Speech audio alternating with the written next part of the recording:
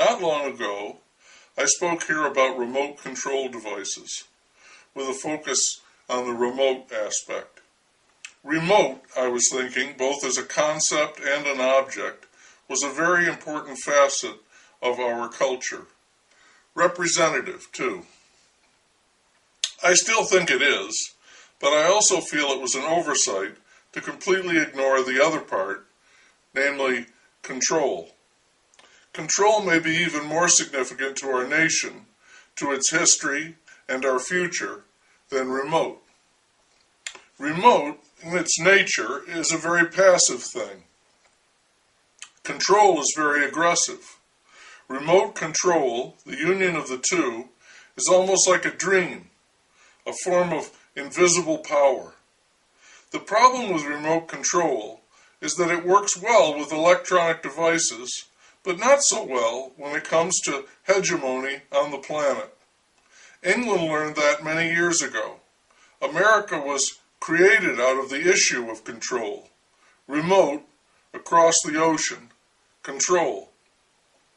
Iraq and Afghanistan are the latest attempts by us at remote control of nations and governments, and they were both not very successful.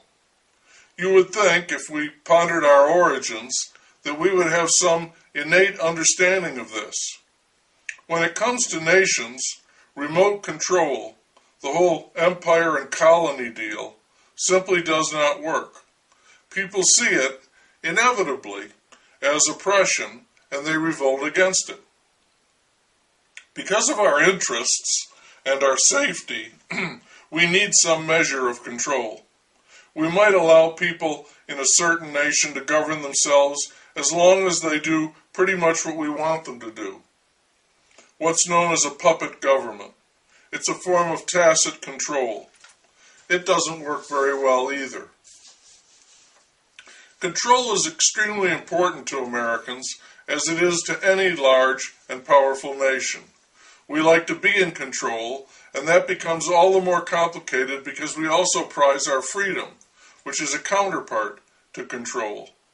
We accept control almost as a birthright, but we resist attempts to control us and act surprised when other people resist our attempts to control them. Some control, a certain loss of freedom, is necessary for any society. When it comes to our own nation, it's not so easy to know who is really in control. The people, the politicians, the lobbyists, the huge corporations, some dark conspiracy. Sometimes it seems as if no one is in control, and that's scary. The usual police slogan is to serve and protect, but those duties are too benign. What police do is control, or try to. Pitchers in baseball seek control of their pitches, control of the strike zone. If they can master this, they will be in complete control of the game.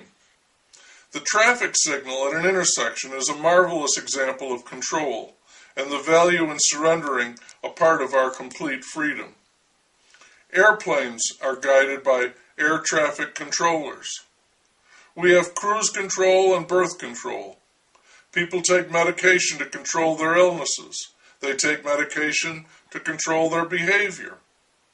At the far end of things, we have mind control, what people used to refer to as brainwashing. Mind control is pretty much the opposite of free will. People like to think they are operating out of their own free wills, but there are many instances when we cannot do what we want. It is far easier to control activities than it is to control minds. But if we could control minds, then there would be no need to control activities, no need for police, no need for governments. We could all live in peace and harmony if we could just find a way to get rid of that doggone free will.